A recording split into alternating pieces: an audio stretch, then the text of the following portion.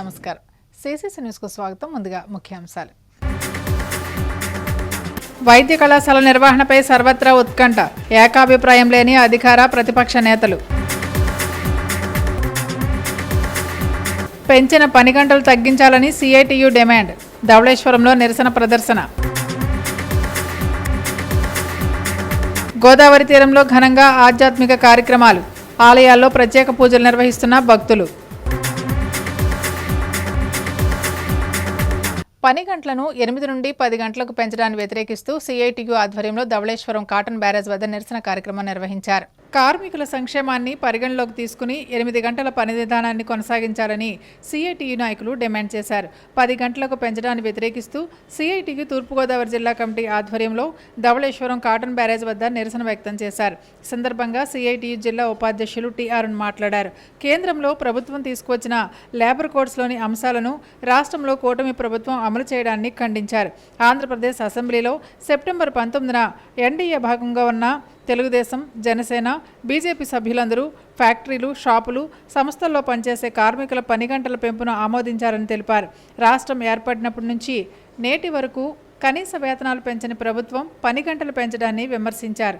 మహిళలకు రక్షణ కొరబడుతున్న పరిస్థితులు ఉన్న సమయంలో రాత్రి షిఫ్ట్లో పనిచేయాలని చట్టం చేయడం దుర్మార్గమన్నారు. కార్మిక శ్రేయస్సు దృష్టిలో ఉంచుకుని బిల్లును ఉపసంహరించాలని డిమాండ్ చేశారు. ఈ కార్యక్రమంలో సిఐటియు జిల్లా కార్యదర్శి పవన్, నాయకులు ఎస్ఎస్ మూర్తి, పూర్ణిమరాజు, రామకృష్ణ, మాచారావు, రమేష్, దుర్గాప్రసాద్, విద్యాసాగర్, ఎస్ వెంకటేశ్వరరావు, కాంతారావు, సూర్యనారాయణ, సూరిబాబు, భాస్కర్ తదితరులు పాల్గొన్నారు. కూటమి ప్రభుత్వం కార్మిక ప్రయోజనాల్ని యజమానులకి తాకట్టు పెడతా ఉంది. కార్మిక వర్గం అంతా దీన్ని గ్రహించండి.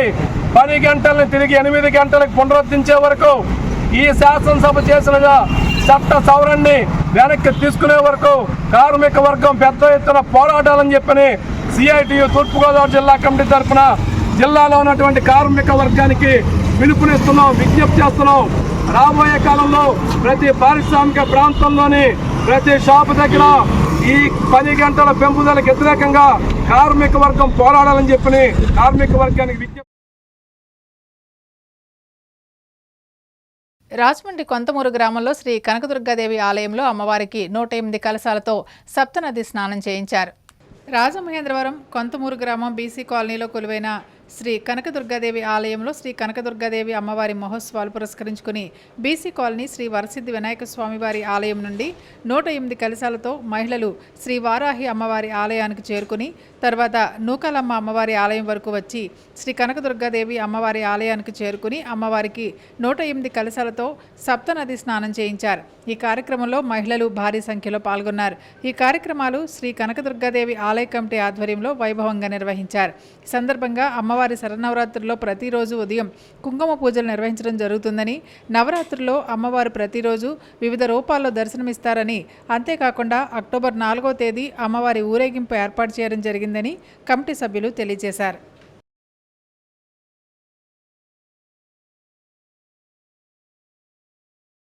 ఈ నెల 25వ తేదీ నుంచి రాజమండ్రిలో east Godavari district badminton association ఆధ్వర్యంలో senior rank man and women badminton tournament 2025 ప్రారంభం కానుంది.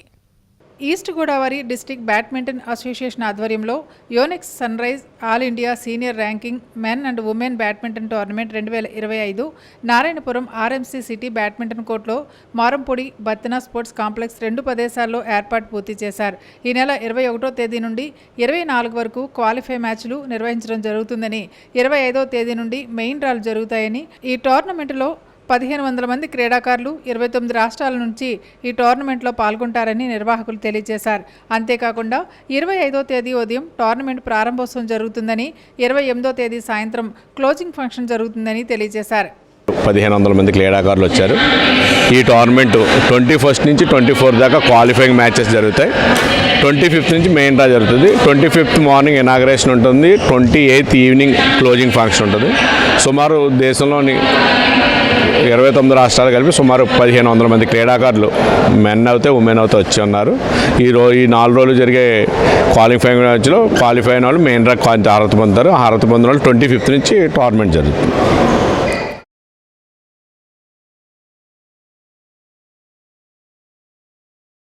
రాజమండ్రిలో నిర్వహించిన కాపునాడు ప్రాంతీయ సదస్సుకు మంచి స్పందన లభించింది. డిసెంబర్ నెలలో విజయవాడలో ఏర్పాటు చేసే రాష్ట్ర వ్యాప్త సదస్సు విజయవంతం చేయాలని నాయకులు పిలుపునిచ్చారు. రాజమండ్రిలో కాపునాడు ఉభయ గోదావరి జిల్లాల కార్యవర్గ సమావేశం జరిగింది. ఈ సందర్భంగా భవిష్యత్ కార్యాచరణ రూపొందించడం కోసం డిసెంబర్ నెలలో విజయవాడలో రాష్ట్ర వ్యాప్త సదస్సు నిర్వహిస్తామని తెలియజేశారు. కార్యాచరణ ఏర్పాటు చేసుకుని క్రమశిక్షణతో ముందుకు వెళ్తామని తెలియజేశారు.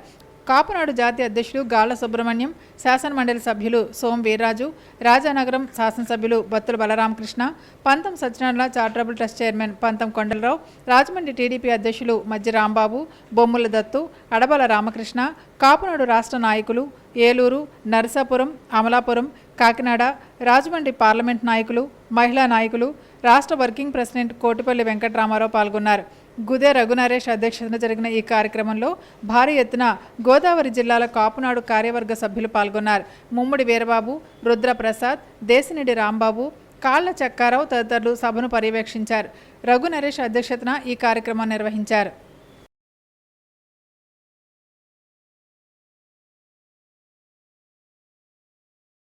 మీ యొక్క ఉద్యమ తాలూకు విషయాలన్నీ కూడా వారికి చెప్పి వారిని ఒక అపాయింట్మెంట్ కోరుతున్నానని చెప్పి వారికి దృష్టిలో పెట్టి ఖచ్చితంగా మనందరం కలుసుకొని ఒకసారి వారిని కలిసే విధంగా కూడా నేను ఏర్పాట్లు చేయడానికి ప్రయత్నం చేస్తానని మీ అందరికీ తెలియజేసుకుంటూ ఈ అవకాశం ఇచ్చిన పెద్దలందరికీ కూడా మరొకసారి హృదయపూర్వక ధన్యవాదాలు తెలియజేసుకుంటూ సెలవు తీసుకున్నాను. Thank you.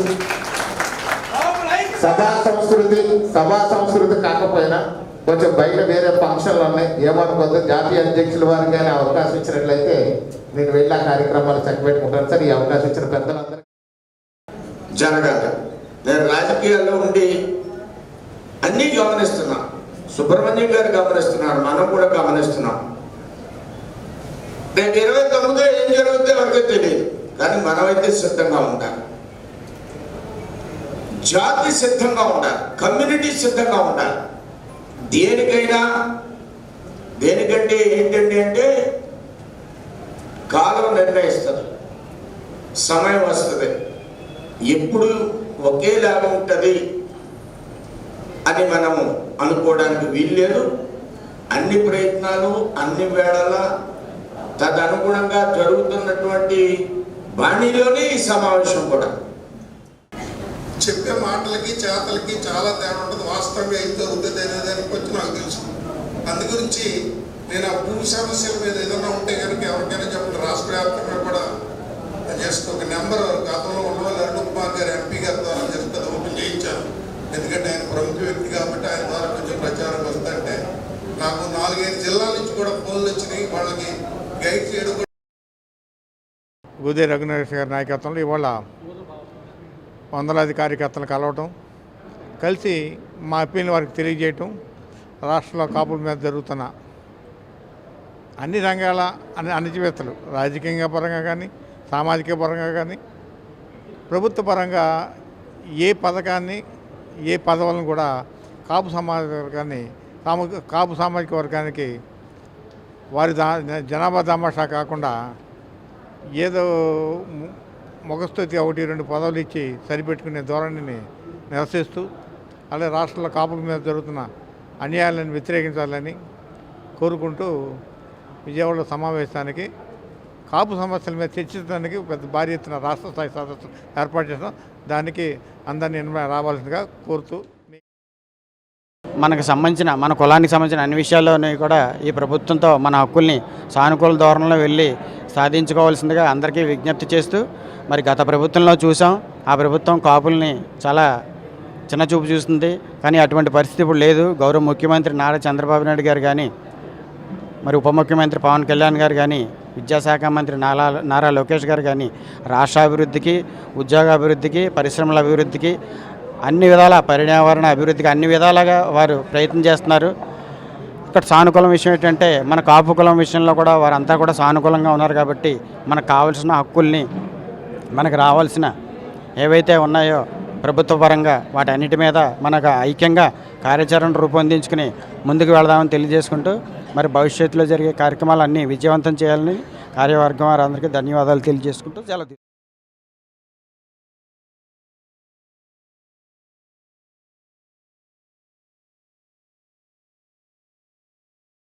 రాజమండ్రి తుమ్మలావ అభయాంజనేయ స్వామి ఆలయం వద్ద భక్తులకు అన్నదానం చేశారు.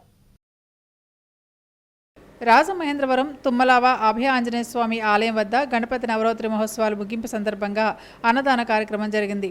ఈ కార్యక్రమంలో committee members Veerraju, Gidudoori Venkatrao, cable operator Adibabu, Satyababu, Suribabu, Sri Lakshmi Ganapathi committee సభ్యులు తదితరులు పాల్గొన్నారు. సుమారుగా 2000 మంది భక్తులు విచ్చేసి గణపతిని దర్శించుకుని అన్నప్రసాదాన్ని స్వీకరించారు.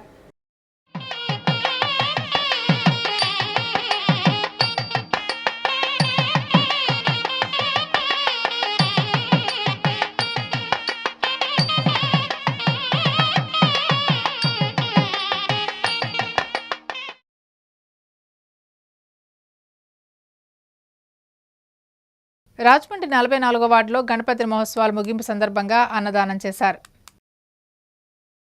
రాజమహేంద్రవరం 44వ వార్డులో మాజీ కార్పొరేటర్ పాలవలస వీరభద్రం ఆధ్వర్యంలో గణపతి నవరాత్రి మహోత్సవాల ముగింపు సందర్భంగా ఈరోజు అన్నదానం జరిగింది. ఈ కార్యక్రమానికి ముఖ్య అతిథిగా మాజీ రుడా చైర్మన్ గన్ని కృష్ణ విచ్చేసి అన్నదానాన్ని ప్రారంభించారు. ఈ కార్యక్రమంలో ఉత్సవ కమిటీ సభ్యులు పాలవలస బ్రహ్మాజీ, పాలవలస సూర్యనారాయణమూర్తి, వేముల రాజా, పాలవలస నాగేశ్వరరావు, సుదర్శన, చక్రధర, భద్రనాథ్, వీరభద్రదుర్గ, గణపతి, ధూళి కృష్ణ, గండేబత్తుల సేమ్, సత్యనారాయణ రెడ్డి, అమలాపురం శ్రీను మరియు కమిటీ సభ్యులు తదితరులు పాల్గొన్నారు. సుమారుగా 2500 మంది భక్తులకు గణపతి అన్నప్రసాదాన్ని అందజేశారు. సందర్భంగా 44వ వార్డు మాజీ కార్పొరేటర్ వీరభద్రం మాట్లాడుతూ గత కొన్ని సంవత్సరాలుగా గణపతి నవరాత్రి మహోత్సవాలు అత్యంత వైభవంగా నిర్వహిస్తున్నామన్నారు. వార్డు ప్రజలు, భక్తులు అందరూ సహాయ సహకారాలు అందించి ఈ కార్యక్రమాన్ని జయప్రదం చేస్తున్నారు. ఈ భక్తులకి ప్రసాదం పంచిపెడుతూ అందరూ సహాయ సహకారాలు అందిస్తున్నారు.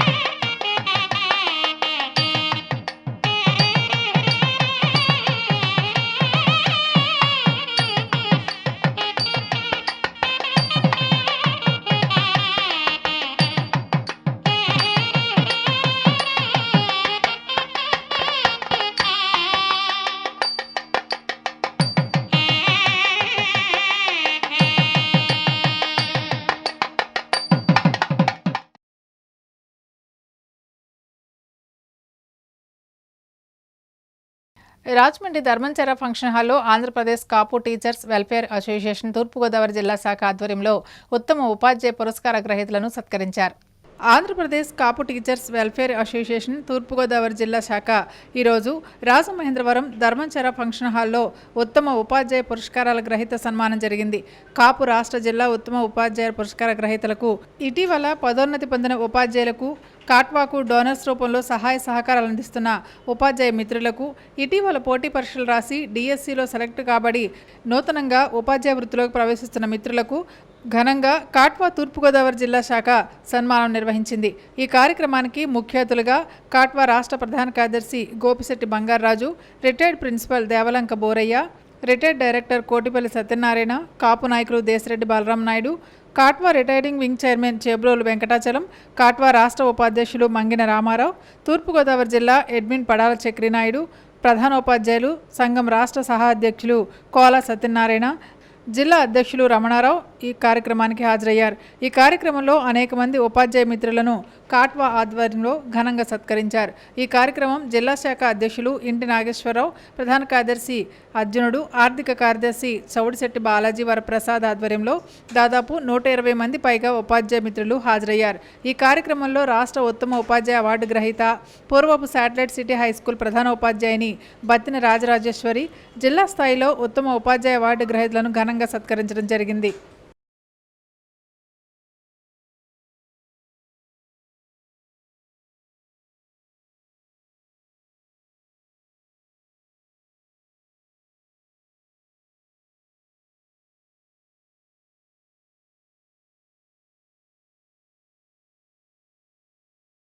కొత్త వైద్య కళాశాలను పీపీపీ విధానంలో నిర్మించాలన్న కూటమి ప్రభుత్వ నిర్ణయం రాష్ట్ర వ్యాప్తంగా చర్చాంశనీయంగా మారడంతో పాటు ప్రభుత్వ విధానాన్ని వ్యతిరేకిస్తూ ప్రతిపక్ష వైసీపీ శ్రేణులు ఆందోళన వ్యక్తం చేస్తున్నారు. ఈ నేపథ్యంలో వైసీపీ ప్రభుత్వ హయాంలో రాజమహేంద్రవరంలో నిర్మించిన వైద్య కళాశాల పరిస్థితి కూడా చర్చకు దారితీస్తుంది. వైసీపీ ప్రభుత్వ హయాంలో 2023 సెప్టెంబర్లో 150 ఎంబీబీఎస్ సీట్లతో రాజమహేంద్రవరంలోని ప్రభుత్వ ఆసుపత్రి వెనుక నిర్మించిన భవనంలో తాత్కాలిక ప్రాతిపదికన వైద్య కళాశాలను అందుబాటులోకి తెచ్చారు. తాత్కాలిక భవనంలో కూడా విద్యార్థులకు అవసరమైన అన్ని సౌకర్యాలు కల్పించినట్లు అధికారులు చెబుతున్నారు. ప్రస్తుతం 3వ బ్యాచ్ విద్యార్థులు ఇక్కడ విద్యను అభ్యసిస్తున్నారు. 2027 నాటికి వైద్య కళాశాల తొలి బ్యాచ్ విద్యను పూర్తి చేసుకుని ప్రజలకు వైద్య సేవలు అందించేందుకు బయటకు వస్తుంది. వచ్చే ఏడాది నాటికి 20 సీట్లతో క్యాన్సర్ సహా వివిధ వైద్య చికిత్సలకు సంబంధించిన పీజీ కోర్సులు కూడా అందుబాటులోకి వచ్చే అవకాశాలున్నాయి. ఈ మేరకు అధికారులు జాతీయ వైద్య మండలికి దరఖాస్తు చేశారు. అయితే ఆసుపత్రిని ఆనుకునే సెంట్రల్ జైలు స్థలంలో మరో 5 అంతస్తుల భవనాన్ని శాశ్వతంగా వైద్య కళాశాల కోసమే నిర్మిస్తున్నారు. చివరి దశలో ఉన్న కొత్త భవనంలో వైద్య విద్యకు సంబంధించిన పూర్తి స్థాయి సౌకర్యాలు కల్పిస్తున్నట్లు అధికారులు చెబుతున్నారు. ఫార్మకాలజీ, పరీక్షా గదులు, లైబ్రరీ వంటి నిర్మాణాలు పూర్తి కావాల్సి ఉంది. అలాగే కమ్యూనిటీ మెడిసిన్, ఆప్థమాలజీ, ఈఎన్టీ విభాగాలకు సంబంధించిన ప్రత్యక్ష ప్రదర్శనల గదులు కూడా నిర్మించాల్సి ఉంది. ప్రస్తుతం కళాశాల నిర్వహిస్తున్న భవనాన్ని నర్సింగ్ కళాశాల కోసం కేటాయించాలని అధికారులు భావిస్తున్నారు. రాజమహేంద్రవరం వైద్య కళాశాలలో మెరిట్ విద్యార్థులకు ఏటా 15,000, మేనేజ్మెంట్ కోటాలో బి కేటగిరీ కింద 12 లక్షలు, సి కేటగిరీ కింద ఎన్ఆర్ఐ కోటాలో 20 లక్షల ఫీజు కింద చెల్లిస్తే సరిపోతుంది. అయితే ప్రైవేటు వైద్య కళాశాలలో బీసీ కోటాలో హాస్టల్, ఇతర ఖర్చులతో కలిపి 1 కోటి నుంచి 2 కోట్ల వరకు చెల్లించాల్సి ఉంటుంది. ఈ నేపథ్యంలోనే కూటమి ప్రభుత్వ ప్రైవేటు భాగస్వామ్యంతో నిర్మించనున్న వైద్య కళాశాలపై రాష్ట్ర వ్యాప్తంగా రాజకీయ విద్యారంగంలో వేడిగా చర్చోపచర్చలు, విమర్శలు, ప్రతి విమర్శలు సాగుతున్నాయి. కొత్త రోడ్డు ఆర్యపురం లింగంపేట వేంబె గృహాలు శ్రీ విజయదుర్గ ఆలయం వద్ద అమ్మవారికి పూజలు చేశారు. రాజమహేంద్రవరం కొత్త రోడ్డు ఆర్యపురం లింగంపేట వేంబె గృహాలు శ్రీ విజయదుర్గ ఆలయం వద్ద దేవి శరన్నవరాత్రి మహోత్సవాల్లో భాగంగా మూలవిరాట్ అమ్మవారికి పంచామృత అభిషేకాలు అనంతరం 108 బిందెలతో మహిళలు గోదావరి నుండి జలం తీసుకొచ్చి స్వయంగా అమ్మవారికి అభిషేకం చేశారు. ఈ కార్యక్రమం ఆలయ ధర్మకర్త పడాల వెంకటేష్ దంపతుల ఆధ్వర్యంలో నిర్వహించారు. నవరాత్రి మహోత్సవాల్లో భాగంగా అమావాస్య పర్వదినం సందర్భంగా అమ్మవారికి పూజలు, అభిషేకాలు నిర్వహిస్తున్నామని ఆలయ ధర్మకర్త పడాల వెంకటేష్ తెలియజేశారు. అధిక సంఖ్యలో మహిళలు పాల్గొని అమ్మవారి అభిషేకాన్ని వీక్షించి అనంతరం తీర్థప్రసాదాలు స్వీకరించారు. ఈ కార్యక్రమంలో శ్రీ విజయదుర్గ ఆలయ కమిటీ సభ్యులు, పెద్దలు, ప్రముఖులు తదితరులు పాల్గొన్నారు.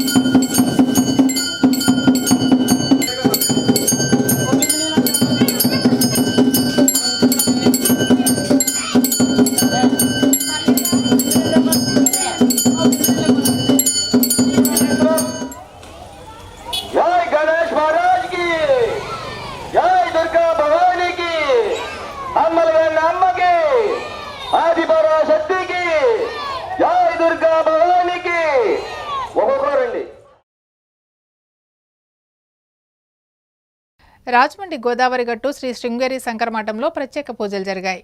రాజమహేంద్రవరం గోదావరి గట్టు శ్రీ శృంగేరి శంకరమఠంలో శ్రీ శారదా శరన్నవరాత్రి మహోత్సవాల్లో భాగంగా అమ్మవారికి పంచామృతాల అభిషేకాలు, పండ్ల రసాల అభిషేకాలు, ప్రత్యేక హారతులు ఆలయ ప్రధాన అర్చకులు వెలవలపల్లి తాతయ్య శాస్త్రి పూజా కార్యక్రమాన్ని నిర్వహించారు.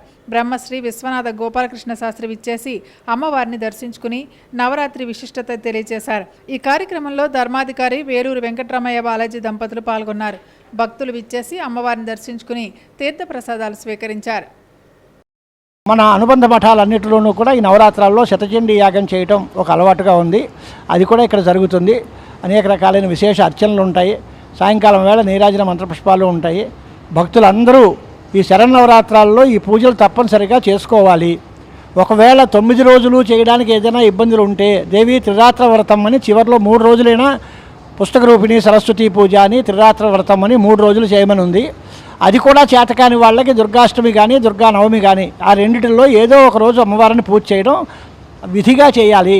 ఇది నిత్య పూజ అని పేరు, కామ్య పూజ కాదు. నిత్యం అందరూ చేయాల్సిన పని అనేటువంటిది దేవి భాగవతాది పురాణాల్లో చాలా స్పష్టంగా ఉంది. దేవి భాగవతం కానీ, బ్రహ్మాండ పురాణం కానీ, లలితోపాఖ్యానం కానీ అనేక గ్రంథాల్లో అమ్మవారి పూజ మనందరం చేయాలి అనే మాట ఉంది.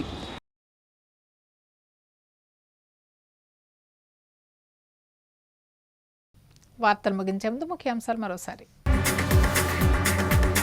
వైద్య కళాశాల నిర్వహణపై సర్వత్రా ఉత్కంఠ, ఏకాభిప్రాయం లేని అధికార ప్రతిపక్ష నేతలు. పెంచిన పని గంటలు తగ్గించాలని సిఐటియు డిమాండ్, ధవళేశ్వరంలో నిరసన ప్రదర్శన. గోదావరి తీరంలో ఘనంగా ఆధ్యాత్మిక కార్యక్రమాలు, ఆలయాల్లో ప్రత్యేక పూజలు నిర్వహిస్తున్న భక్తులు. సిసిసి న్యూస్ సమాప్తం. నమస్కారం.